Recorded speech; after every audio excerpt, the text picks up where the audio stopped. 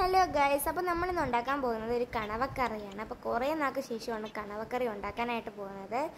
അപ്പോൾ നമുക്ക് എന്തായാലും ഒന്ന് ട്രൈ ചെയ്ത് നോക്കാം. അപ്പോൾ നമ്മുടെ പൂച്ചസാർ ഇവിടെ വന്ന് ഇരിക്കുന്നുണ്ട്. അപ്പോൾ നിങ്ങളുടെ നാട്ടിൽ കണവയ്ക്ക് എന്താണ് പറയുന്നതെന്ന് കമൻറ്റ് ചെയ്യണേ. അപ്പോൾ നമ്മുടെ അമ്മൂമ്മ പിന്നെ കണവ നിങ്ങൾക്ക് ഇഷ്ടമാണെങ്കിൽ കമൻറ്റ് ചെയ്യണേ. അതുകൊണ്ട് പൂച്ച കുറേ നേരം കൊണ്ട് ഇവിടെ വന്ന് ഇരിക്കുകയാണ്. അതുകൊണ്ട് പൂച്ചയ്ക്ക് ഒരു പീസ് കൊടുക്കുന്നുണ്ട്. അപ്പോൾ നമ്മൾ കണവ വയ്ക്കാനായിട്ട് പോവുകയാണ്. അത് നമ്മളൊരു പാത്രത്തിലൂടെ നമ്മൾ കഴുകി റെഡിയാക്കി വെച്ചേക്കുന്ന കണവ എടുത്ത് മാറ്റി വെക്കണം. എന്നിട്ട് നമ്മൾ കുറച്ച് സവാള, തക്കാളി, വെളുത്തുള്ളി, ഇഞ്ചി ഇതെല്ലാം എടുത്ത് വെക്കണം. നിങ്ങൾ ഇങ്ങനെയാണ് കണവ ഉണ്ടാക്കണമെങ്കിൽ കമൻറ്റ് ചെയ്യണേ.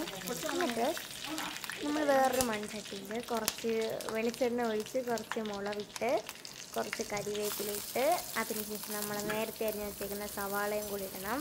എന്നിട്ട് നമുക്ക് നന്നായിട്ട് തന്നെ ഇളക്കി കൊടുക്കാം. ഇത് ഒരു ബ്രൗൺ കളറല്ല, ചെറിയൊരു ബ്രൗൺ കളർ ഷെയ്ഡാവുന്നത് വരെ നമുക്കൊന്ന് ഇളക്കി കൊടുക്കണം.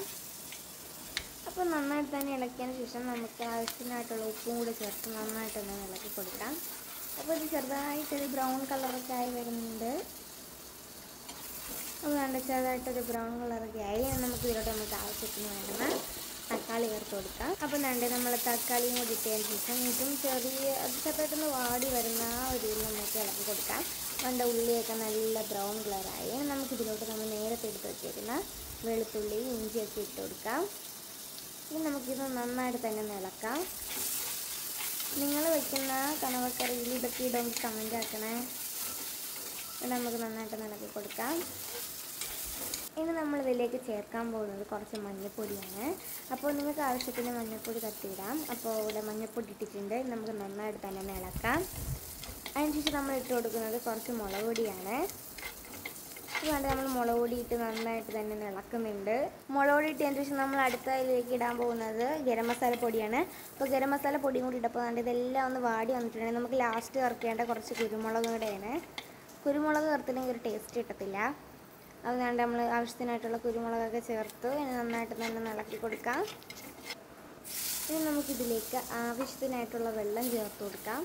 അപ്പോൾ നിങ്ങൾക്ക് കറിയായിട്ട് തോന്ന വേണമെങ്കിൽ ഇതിൽ കൂടെ വെള്ളം ചേർക്കാവുന്നതാണ്. ഇപ്പോൾ ഒരുപാട് വെള്ളം ചേർത്താലും നല്ല ടേസ്റ്റ് കിട്ടത്തില്ല, അല്ലെങ്കിൽ നമ്മൾ കുറുക്കിയെടുക്കണം.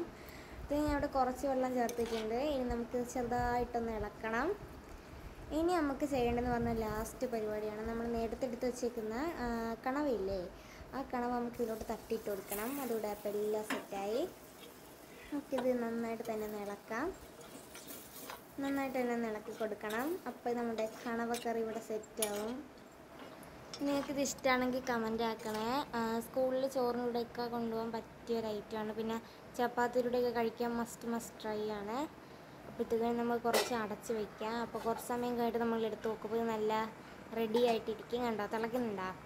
നല്ല റെഡി ആയിട്ടിരിക്കും. നമുക്കിത് ചൂടോടെ തന്നെ കഴിക്കാവുന്നതാണ്. കണവക്കറി ഇവിടെ റെഡി ആയിട്ടുണ്ട്. ഇനി നമുക്കൊന്ന് കഴിച്ചു നോക്കാം.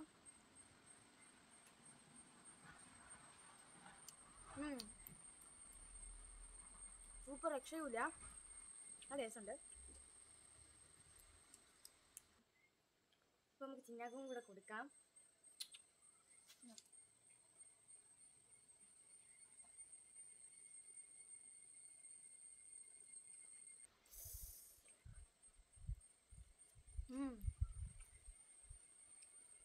അപ്പോൾ നിങ്ങളിത് വീട്ടിൽ ട്രൈ ചെയ്ത് നോക്കണം. നല്ല ടേസ്റ്റാണ്.